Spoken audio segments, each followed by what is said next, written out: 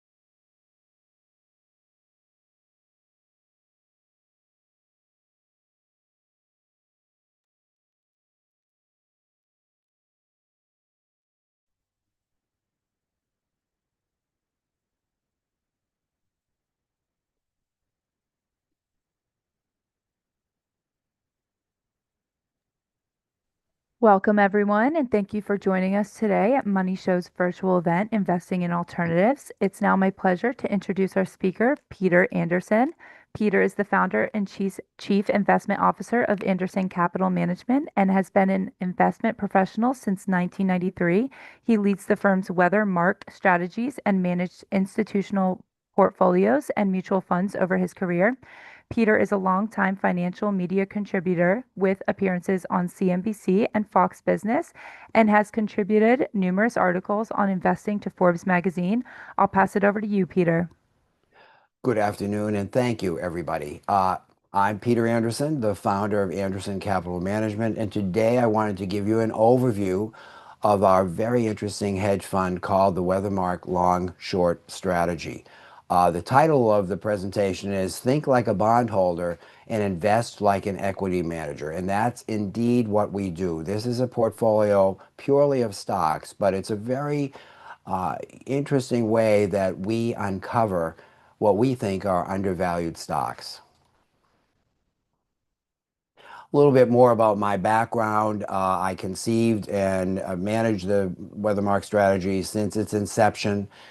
We have a long track record of long only, and all along we had been shorting stocks for particular clients that wanted that advantage. And so we decided to formalize that into a hedge fund several years ago.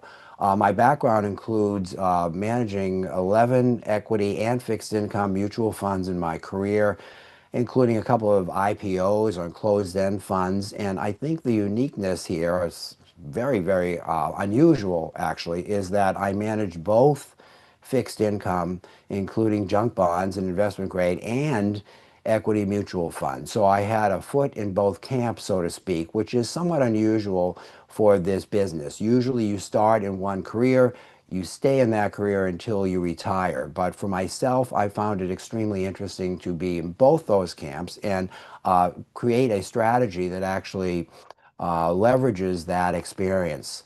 I have a background, a formal background in physics, theoretical physics actually, and I am still a nerd at heart. I did spend some time on the celebrated Black-Scholes options equation and discovered a totally new derivation of that. So if any of you are interested in that, we can certainly contact me. I'd love to talk to you offline about that. A little bit more about Anderson Capital Management. It was founded in 2018. We are Boston-based. We have about a half a billion in assets. And as I've mentioned, credit driven. Think of us, we do not invest in fixed income. However, our whole philosophy is our stock selection is driven by credit selection.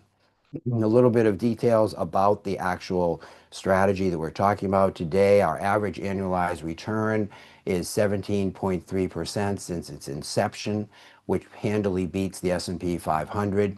And on average, this is a typical situation for the portfolio. We would have about 15, only 15 long positions and a handful of short positions. Now contrast that to a lot of other strategies out there that have many, many more names, upwards of 50 to 100 sometimes. We've seeded this strategy about 3 years ago with about $20 million, and we have just launched this available to qualified investors this late spring. You can also see some of the relative performance here. As I mentioned earlier, the cumulative return versus the Barclays Equity Long Short Index. So we are beating that on a cumulative return since inception. You also can see the returns from the past several years since the fund has been launched.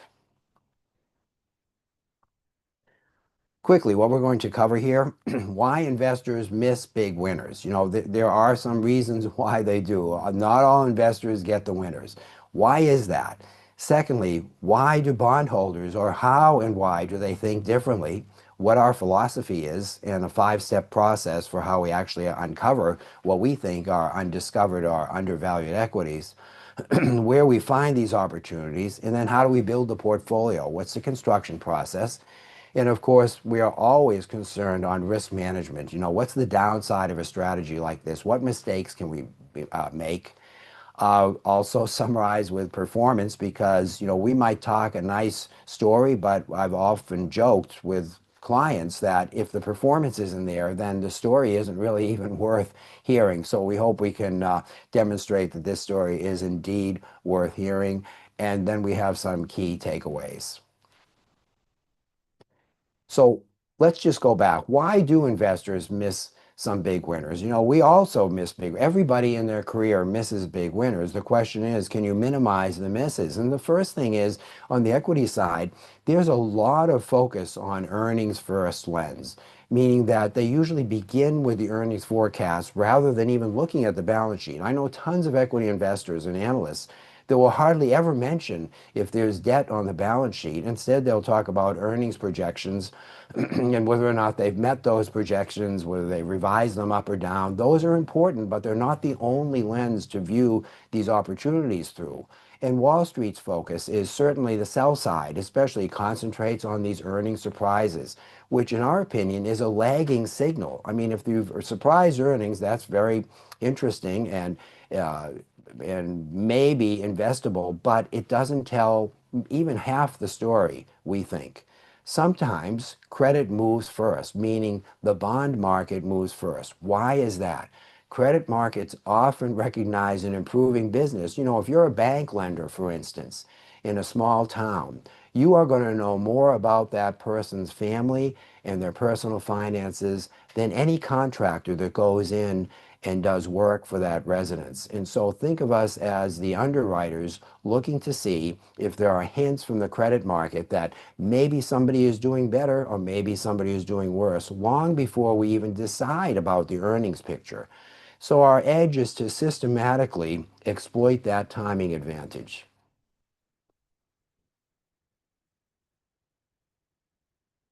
Okay, and so you might ask yourself, all right, well, Peter is talking a lot about bondholders and the balance sheet. You know, why is that important? And why do bondholders think differently? You know, my background is in physics, so I've always asked these questions, why? That's what I was trained to do in the science, and it actually serves me quite well in investing, because a lot of people kind of ignore the why, but the why is where you actually get some insight. So there are two ways of reading the same company, right? You're a lender if you're issuing bonds or buying those bonds. And if you're an equity holder, that's a different perspective. So let's first look at the equity.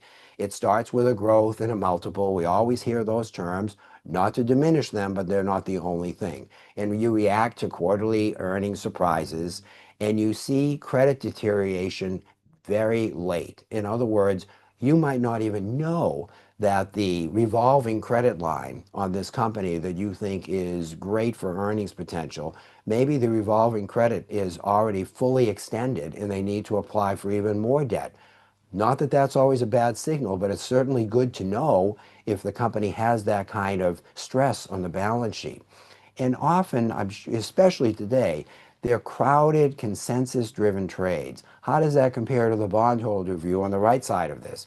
Well, first and foremost, if you're a lender, what you care about might sound obvious, but sometimes it gets lost in the details about getting paid back. Am I lending this money to a company and will I ever see the principal back? That's the first thing and basically drives the whole valuation of the bond market. And as a result, you obsess over these things called leverage, coverage, and cash flow. These are metrics that a bond analyst uses to get a sense of the overall health of the company. It's almost like taking your blood pressure and pulse rate in the medical field, meaning that you want to get a sense of, does this company have tremendous earnings potential and cash flow potential so that I will lend to them and I will never have to worry about getting paid my interest or getting paid back my principal in, say, 10 years. And what happens? Credit deterioration signals risk early. So for instance, if you start seeing weakness in the cash flow or the multiples of cash they generate are not as great compared to the interest coupon they have to pay, you start getting worried because that usually means something is starting to smolder. The opposite happens. Improving credit often precedes the multiple expansion in equity. So for instance, if you're a lender and you start seeing, wow, this household, they must have gotten a huge raise because they're prepaying their mortgage. That makes you as a lender very happy. And of course, the correlation here is that if that happens with an equity company, then you start to say to yourself, this company has excess cash flow and it certainly will benefit everybody, not just the bondholder. So how does this tie into how we find stocks? Well, a couple of our points of our philosophy. First, we follow the bonds. Even if there is not a bond issued with this company, we think like a credit analyst and we say, if the company did have bonds outstanding, would we even be interested in valuing them and perhaps ranking them as a top quartile of performance? So the credit signals guide where we look first. And then we have concentration. Remember, I showed you about 15 on average long positions. That's very, very concentrated in this competitive market. But the capital flows to our highest conviction ideas, where on purpose we don't have a large diversified index. If I could just mention to you of the mutual funds that I've managed over my career, I was burdened with having to have many, many names in the portfolio for diversification rules that were mandated. Here in this hedge fund structure, I can do exactly what I've always wanted to do, which was concentrate my best ideas and know all about those 15 stocks rather than dispersing my idea bank over, say, 100 stocks and keep it repeatable. We think a simple, disciplined process. My competitors out there will goggle your mind with all kinds of complex ways they identify stocks, but we try to keep this extremely simple. Not that it's uncomplicated, but at least we can say it in a half-hour presentation as to how we pick the stocks. And we think independently. Sometimes one of the reasons I started Anderson Capital is it used to get me a little bit into trouble in these large companies where there were many constraints, political constraints, etc. And at birth, I was an independent thinker, and I finally have found a platform where I can leverage that independent thought and hopefully make money for my clients. What's our process? There's a lot more detail than this slide actually shows you, but to keep it at this level, I thought it would be perfect to put it on one slide and have these graphics. So the first thing we do, somebody always asks me, Peter, how does a stock, either a long position or a short position, get into the portfolio?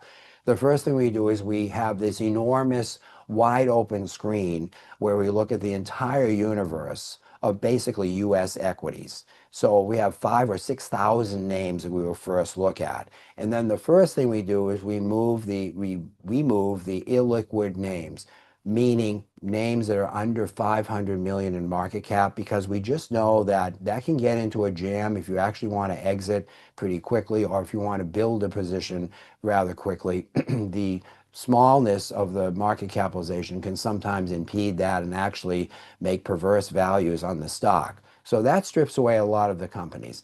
Then we do our bond analysis work. We compare the credit against the stock, and we start to say to ourselves, are these companies, show us the companies where the balance sheet is improving, cash flows are multiplying, and yet maybe the equity world does not recognize that. That's the key to our entire winning in the market, is we try to find names where we know the cash flow and overall financial strength of the company is dramatically improving. And then when you look and poll the equity analyst, it's the equivalent of an equity analyst saying to you, what, Peter? I don't understand why you're even looking at that company, because in the equity world, it hasn't gained any return in X years.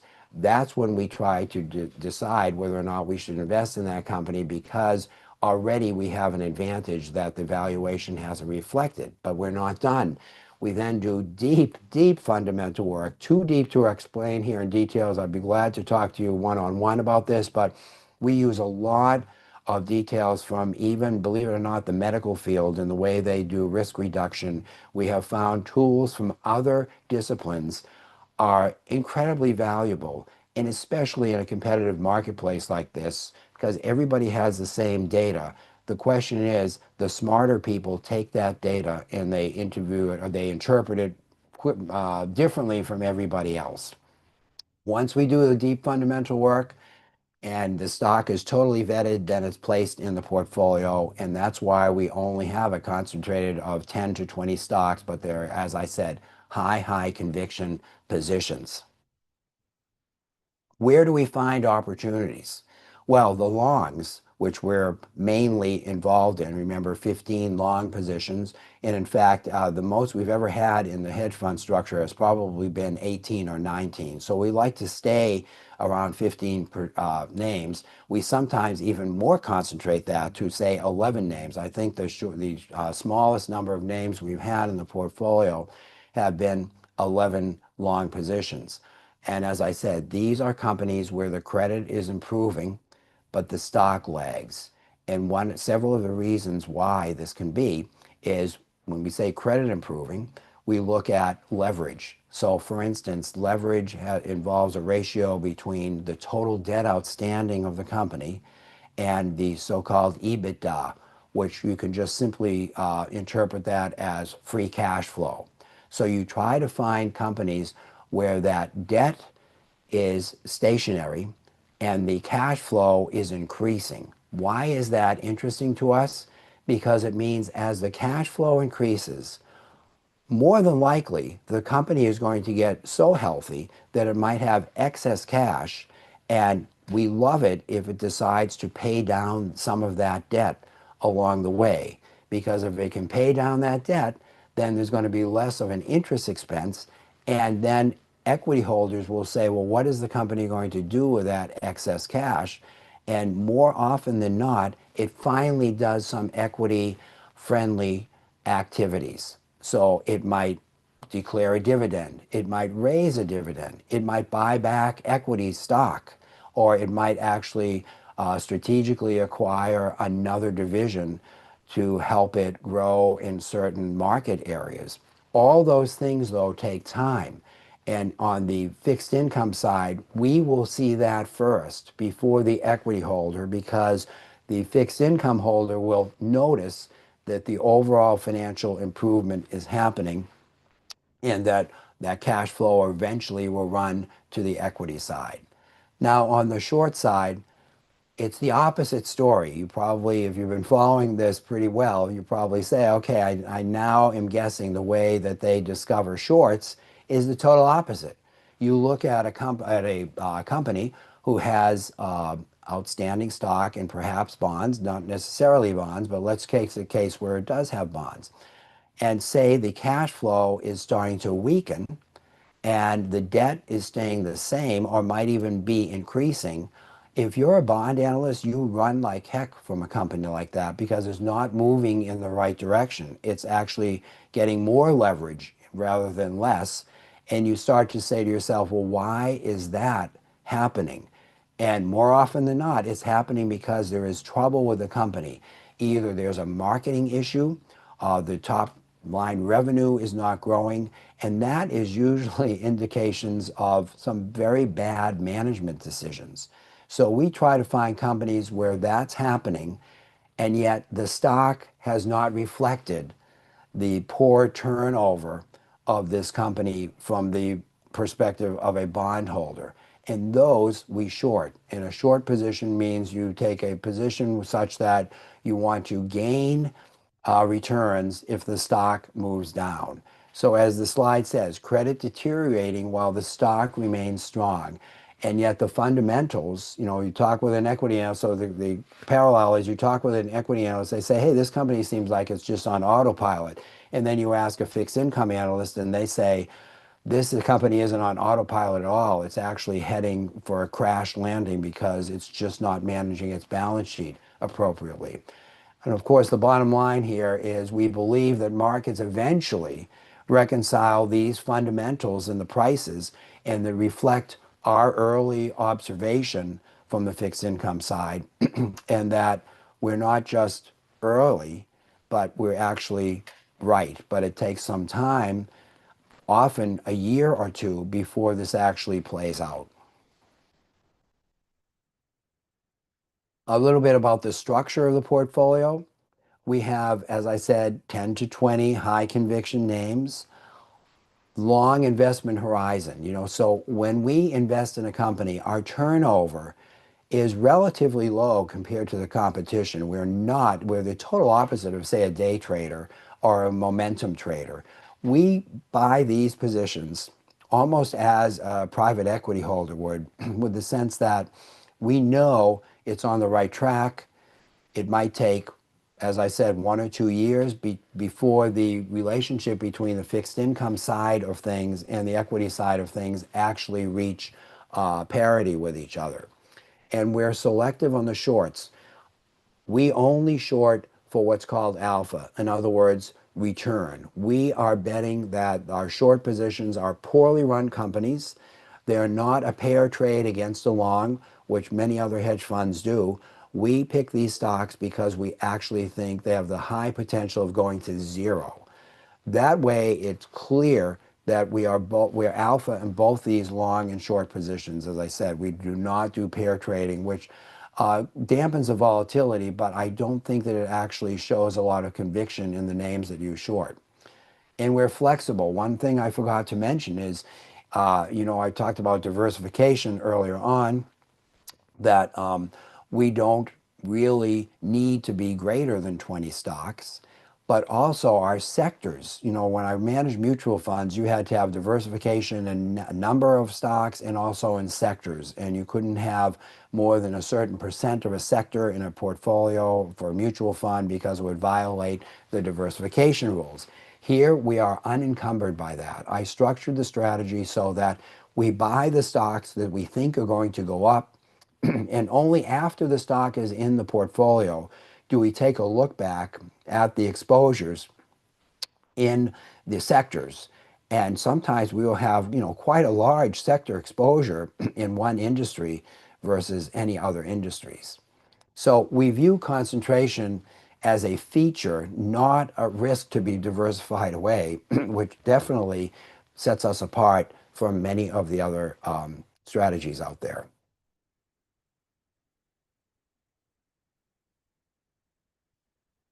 Well, of course, risk management is extremely important. You know, People feel the pain of losing more than the euphoria of winning. And I'm sure all of you have some war story to share with each other about that. We certainly do also. So, how do we manage that and try to prevent making mistakes? in investing.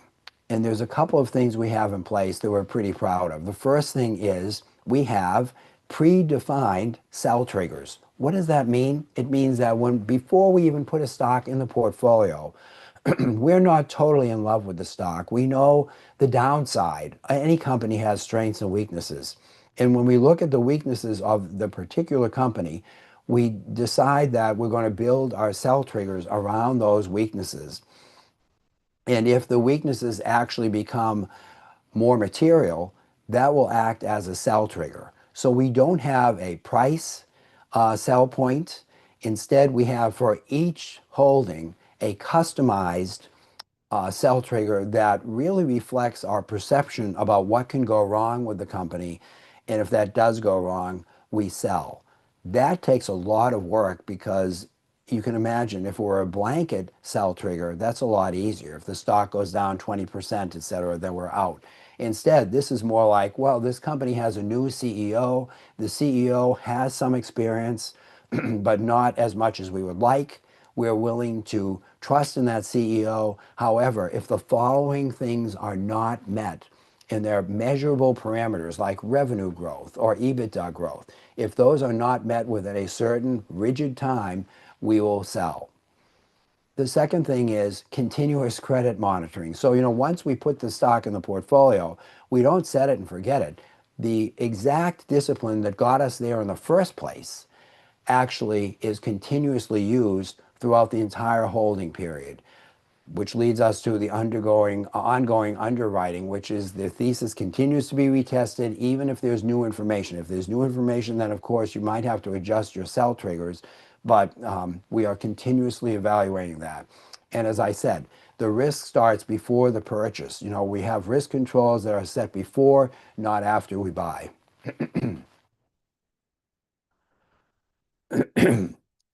Little bit about our track record. So here is our cumulative return since inception. You can see on the top here that we have returned, that we are the top, the bold line on the top. We have two other competitive indices here. One is the hedge fund index, and one is the S&P 500 index. Just going to clear my throat for a minute.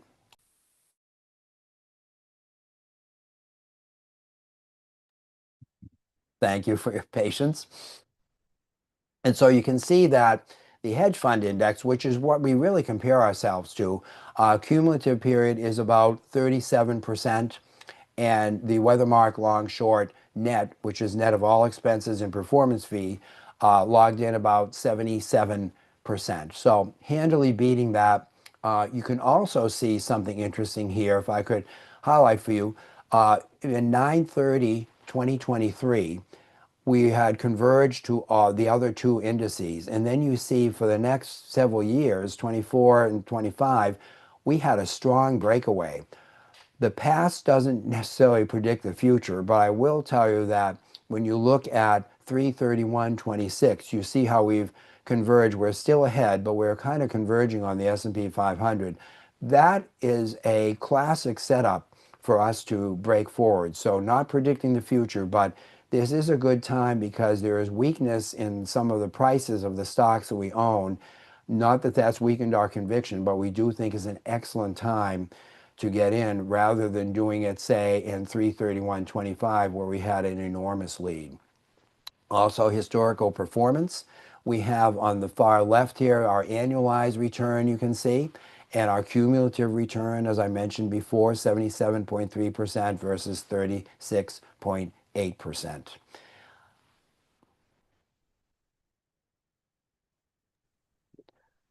What's the takeaway here? Well, if anything, it's think like a lender, but act like an owner, meaning use your bond tool perspectives when you're surveying the universe of opportunities out there, but then act like the owner. So if you find something that you would say, I would lend to this company forever and ever, but I'm not going to do that. Instead, I'm going to see that they're kind of asleep at the switch on the equity side of things. So we're going to invest like an owner and buy the equities.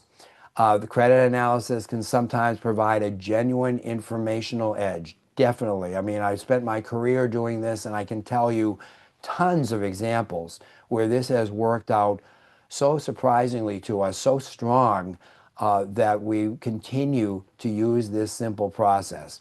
And discipline and patience. There are times when the thesis seems to have gone, the market has gone totally against us, our thesis. But we looked on the credit review and we do all our underwriting again and we say, look, if anything, we think that this company is stronger than the equity market has ever perceived, and we would buy even more. So the discipline and patience really pay off, and hopefully that will continue as we build the portfolio. At this point, if there are any questions, love to entertain them. I think there were a couple that popped up during the presentation. They seem to have vanished from my screen, but perhaps we can have somebody recall those if possible.